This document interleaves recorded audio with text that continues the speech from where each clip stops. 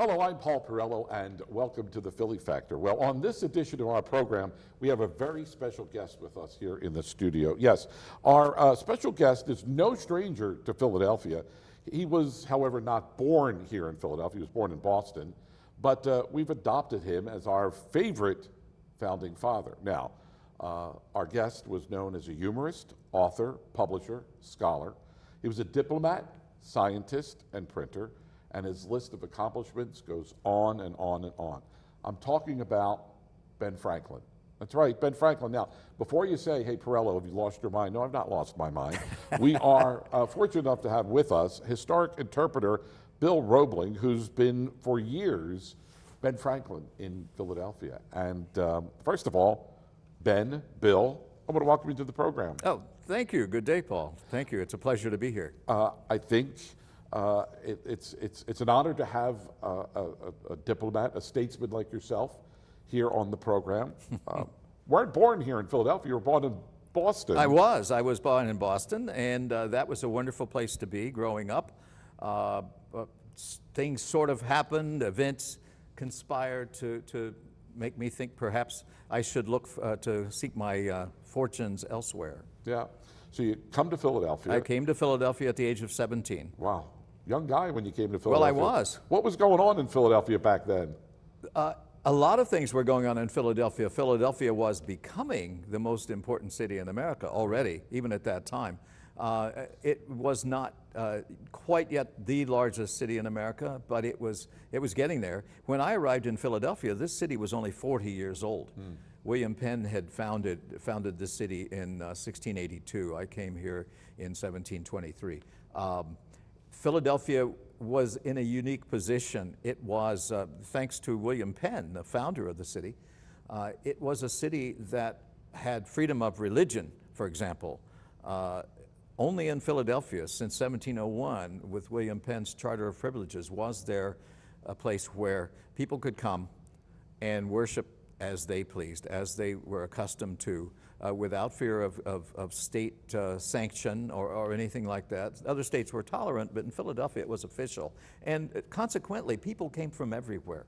By the time I came to Philadelphia, there were 20-some languages spoken in this city, which was quite different from, say, Boston, which would have been a bit more inward, shall we say.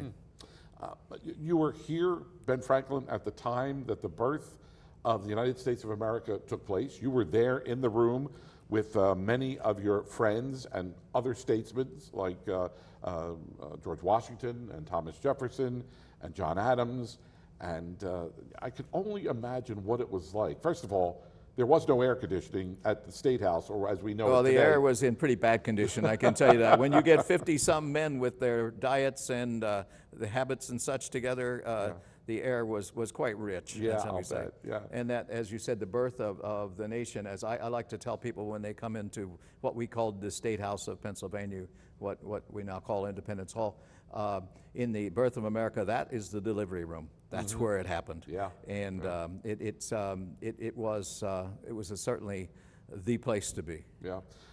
You lived just a short distance from the State House. I did. In fact, years later, it was good that I lived that. I was the oldest delegate in the room in 1776. I was 70 years old.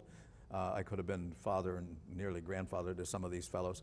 But the good thing about it was they listened to me because I was old, you see.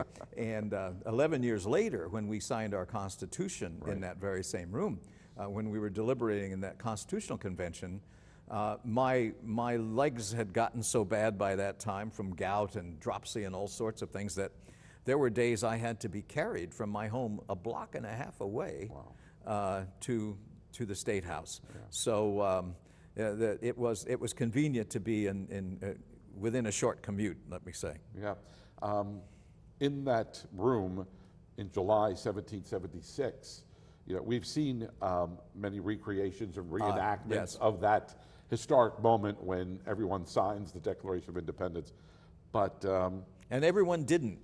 That's a myth. Really? Not then, and not there. That wasn't even ready to be signed until August 2nd. So did they Hollywoodize the declaration? Well, you know Hollywood. Yeah. So I didn't know it then, but we know it now.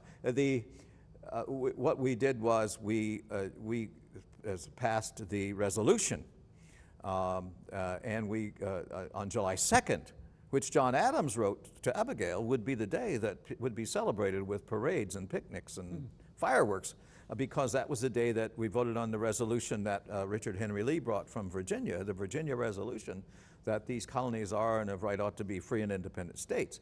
On the 4th, the Declaration that Mr. Jefferson had finished putting together was ready for approval. We approved the Declaration on the 4th of July, but Timothy Matlack, the clerk of the Congress, actually the secretary to the clerk to the secretary, I'm sorry, did not have the handwritten official document. Now, there were printed copies, hundreds of printed copies right up to the 4th, for the newspapers, for other things, to let people know. But it was, you know, you want a nice presentation copy. So that handwritten copy that you're familiar with seeing the signatures on was not ready until the 2nd of August, and not everybody was there.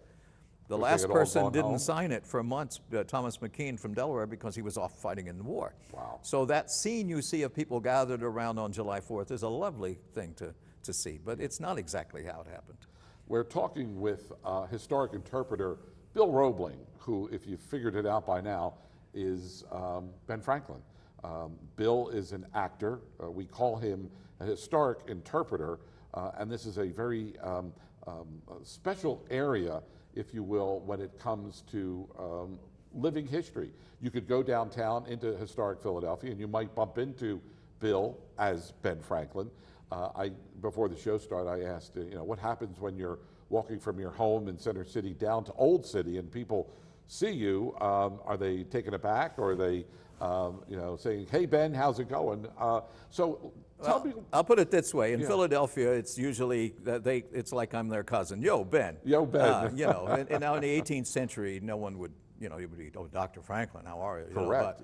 But and of course, if I'm in another city, then they just look at me like, "Where did you come from?" You know, sometimes, you know, Denver. They don't, they're not used to this. You know? Yeah, for sure. What made you decide that you wanted to become a historic interpreter, Bill? I have always loved history. I've been an actor for some 42, 43 years. I've always enjoyed, obviously, acting. I've been a teacher.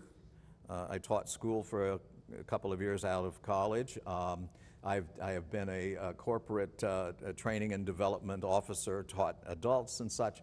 So what made me want to become a historic interpreter? I moved into Philadelphia and I saw people doing this and had friends who did this. I said, this is what I want to do. Mm-hmm. This is acting. As I tell people, I'm not really Benjamin Franklin, but they don't. You broke the code. It is, yeah. It is history. Yep. And we try to do it right. It is education. So I get to do all of that, and plus I get to meet really interesting people. Mm-hmm. It is sort of that labor of love for me. So I made that decision to start doing this about 16 or 17 years ago, and it's what I love doing. But did you look in the mirror at some point in your life, Bill, and you say, I bear a striking resemblance to Well, I Ben had Franklin? people, when I started doing historical things, I had people who said, other people that said to me, you know, I think you're at a point now where you really should be doing this, and so I have worked obviously at. I didn't get cosmetic surgery or anything, but obviously all of the accoutrements and such of being correct. You knew you weren't going to play Thomas Jefferson, who was... Well, no, I'm too short for Thomas Jefferson. I'm too tall for James Madison. Right. So you've studied a lot about Ben Franklin, which I think adds tremendous credibility to what you bring to the table, if you will, because even before the show started, in just talking about Ben Franklin and his accomplishments and where he traveled and where he was from and when he went to London and Paris, and that adds so much, whether you're a visitor to the city or like a lifelong resident like myself, where you think, I don't say I know everything about Ben Franklin, Right. but it adds credence to Well, what not you're only doing. studying the man, but studying the times. Yep. Because it's important to put people in context. And so it's certainly, I've decided that first of all, I don't like getting caught out, not knowing something. I'm always going to not know something. Sure. But I like to know all that I can. But this is a man who life spanned nearly 90%, some 85% of the 18th century. All of the times and the changes in America at the time, plus spent 18 years in London, 9 years in Paris. There's so much that's important to know to place this person in his proper place in history. So yes, and also when I speak, I try as much as possible to speak as I think Franklin would speak. I'm not talking accents. We don't know exactly what anybody talked. I'm talking about the way that he would think about something. Yeah. It's sort of, I call it acting from the inside out. I try to have all of that inside me as much as possible. I still know 90% of the time that I'm not Benjamin Franklin, although my wife will occasionally say, "Who's talking to me now?" But I find it important to know all I can about the life and the times. And for a visitor to the city, let's say, who may see you at 4th and Market, 4th and Chestnut, wherever it is that you may be strolling through, and they stop and ask you a question about Dr. Franklin, as you said, you don't want to be caught off guard. You want to know as much as possible because, look, then that person is going to take that experience away from them and say, hey, we had a wonderful time in Philadelphia, and we met Ben Franklin. We met a historic interpreter that was Ben Franklin, and we threw questions at him about, the Postal Service and, University of Pennsylvania, which he was responsible for creating, and it just adds to their overall experience when they come to town. Or they'll see me at 5th and Arch and say, "Isn't that your grave?" And I will explain to them that my wife has preceded me in death, which is true, and my little son, and they're all buried there. Yes. Yeah. But that I bought it. You want to have these things before you go. Yeah. Sure, absolutely. We talk about, this time of year, especially when the weather starts to get nice and people go out to Old City and they explore, whether you're a resident of the city or a visitor to the city. Where might they find you when you're, out and about as Ben Franklin? Well, it's difficult to say. There are times, I do a lot of work with the Historic Philadelphia organization, and from time to time they will find me in one of the historic sites around the city. I frequently work with the National Park Service. I had a wonderful occasion in February to speak in Congress Hall on the floor of the original House of Representatives as Benjamin Franklin speaking to the House of Commons, speaking against the enactment of the Stamp Act while he was in London. So I get to do things like that. Unfortunately, these days there's not a regularly scheduled time, but we also do things. I work with Historic Philadelphia that we do a Tipplers tour. People do a four-tavern colonial pub crawl sorts of things, and they'll meet me about halfway there and get a lot of good history while they're associating with their friends. We do something in Independence Hall called Independence After Hours, where people can get dinner at City Tavern, and then they come discover us after hours in the hall working on the Declaration of Independence. The Historic Philadelphia organization does these things. They might see me at the courtyard at the Betsy Ross House.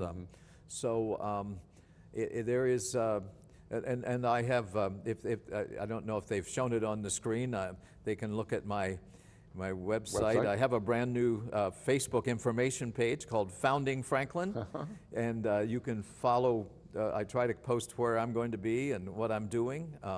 You've got to keep up with the times, Paul. Yeah. And Ben Franklin was like that. Oh, exactly. He always was looking forward.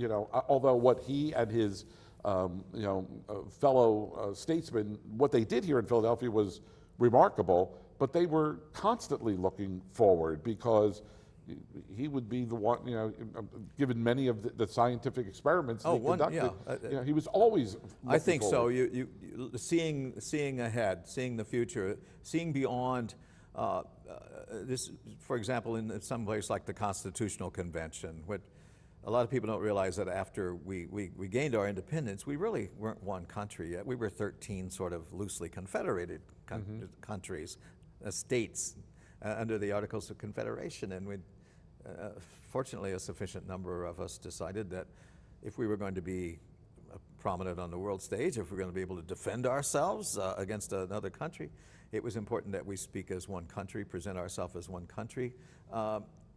People had to get out of that mindset of not looking ahead, thinking of themselves as only Massachusetts people or only Virginians or only whatever, bringing together a disparate group of people because, again, it wasn't just for the present, it was for the future. Yeah. When the Founding Fathers were gathered in that room, were they afraid? Were they scared out of their wits of what they were doing? I mean, Dr. Franklin, I mean, you were there with everybody. I mean, they knew what they had to do, but they had to worry about the king and Great Britain. We were worried about our fellow citizens too. I mean, people don't realize that this was not when we declared our independence, it was not everybody in America rising up and saying it. There was a point at which there were only maybe a third of the people for independence, a third against. By the end of the Revolution, as the Revolution moved south, there were so many loyalists in America. In the Battle of Kings Mountain, near the end of the war, of the two armies, the British and the American, there was one person in that battle who was not born in America. Wow. That was the Scottish commander of the British Army. So you not only had to be concerned about foreigners, you had to be concerned about convincing our own people that this was the right thing to do. And for me, having spent 70 years of my life as a British citizen, well, as I said, if we don't hang together, we will all assuredly hang separately. Looking back, Bill and Ben, looking at where we are today in our history, I mean, there've got to be lessons learned from that time that apply to today. I mean, you go through many, a penny saved is a penny earned. And how many people will pass a penny on the street corner and think nothing of it and walk right over it? But yet, if you did that over a course of time, you're going to have...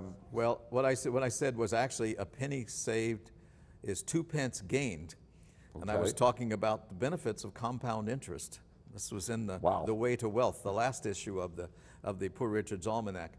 So using that view of money not as a commodity but as a tool to make more money, but still the same thing applies. It's about the frugality and such.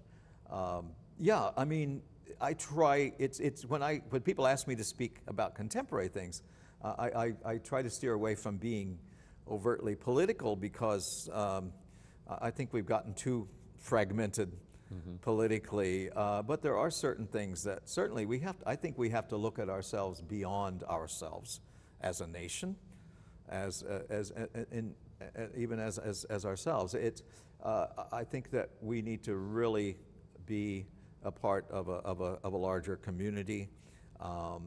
We need to speak to other people.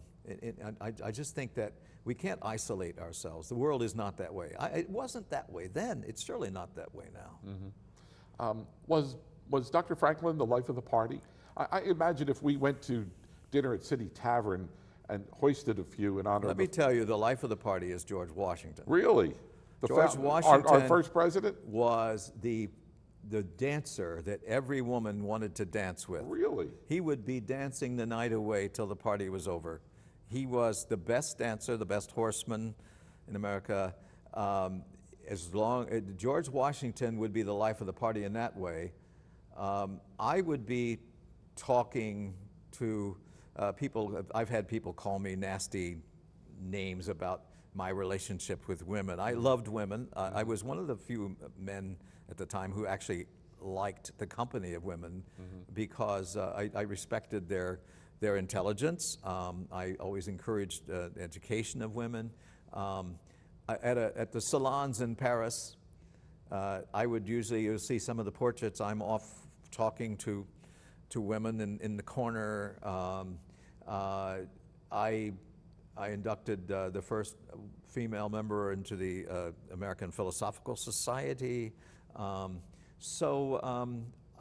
life of the party, I was not one of the people. I always looked at these gatherings as a sort of a gathering of an intellectual community, and that was what I loved about my years in London before we had an intellectual community here. The time I spent in Paris as the head of the committee there to get the French involved in this alliance, I was someone who enjoyed the company of people. I was a second grade dropout. Really? I was apprenticed to a trade after the second grade. We no longer can send you to school. So knowledge, education, being a printer was the greatest thing I ever did because I had access to information. I left my day-to-day printing at the age of 42, but you ask me up to the day I die what my occupation is, I will proudly say printer, because had I not been a printer, I don't know what I would have done. But the gathering of other minds, curious minds, has always been something that I loved. When when we look at your list of accomplishments, Ben Franklin, you got to wonder. Although you did live to the ripe old age of 84. I mean, where did you find the time? Like, you had the newspaper. I'm looking at your glasses, bifocals. You were responsible for bifocals. You were responsible for creating or help institute Pennsylvania Hospital. I mean, where did you find the time to be so forthright? Well, some of it was done serially rather than, in other words, I left my printing business at the age of 42 to work on the study of electricity.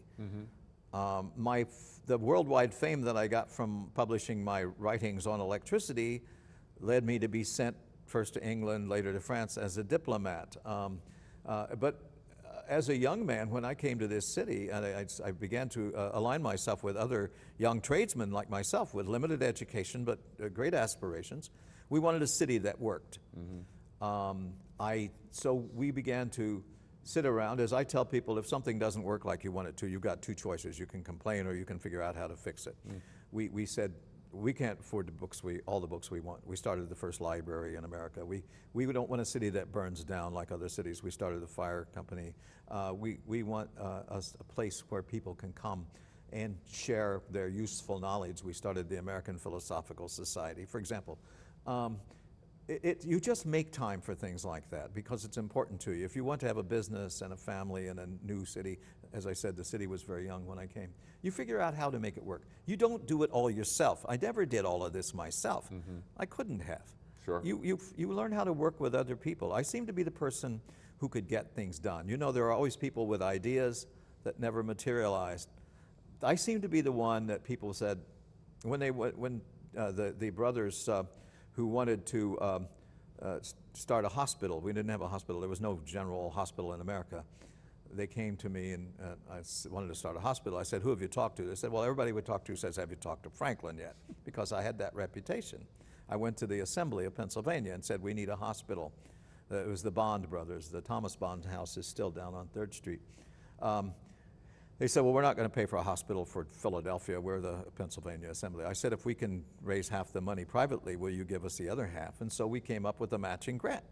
So you do whatever you have to do. And as far as invention's concerned, I never set out to invent things. It's always a matter of, this doesn't work. These glasses, I'm tired of having 2 pairs of glasses when I want to look out my window. Right. That kind of thing. So it's, as I said, first of all, is you do what you need to do. Second, you never think you can do it by yourself. We only have about 2 or 3 minutes left in the program. So Bill, in all your studying and all your research that you've done on Benjamin Franklin, what do you feel was his greatest accomplishment or his greatest part of his legacy? I believe his greatest character trait was curiosity. Franklin always wanted to know how things worked, how they could work better. And I've always told students, you can be smart or you can be curious. It's best to be both, but sometimes the smartest person in the room is not the person getting things done. Sure. So curiosity, practicality, being able to just get down to earth about things, and figure out what needs to be done. Obviously, the greatest accomplishments to me were that obviously you can't deny being on that worldwide stage with the founding of a country and all of the things that are involved there. So, but I think that always wanting to improve things. If one word for Benjamin Franklin, improver. Well, maybe reinventor as well. Yeah, interesting. Bill, I want to thank you for your time, and I also want to thank Dr. Franklin for his time, for being here on the program. I'll pass that on for you, Paul. Please do, please do. And I look forward to seeing you in Old City maybe one day. And again, you may never know, you may bump into Dr. Franklin in Old City, and you can go to his website, foundingfranklin.com, and my Facebook page, Founding Franklin. All right, there you go. Even Ben Franklin is even on with Facebook. A face like this. Until the next time, I want to thank you so much for tuning in on this edition of The Philly Factor. My name is Paul Perrello. Thanks for being with us. We'll see you next time. Thank you. Thank you. Good job.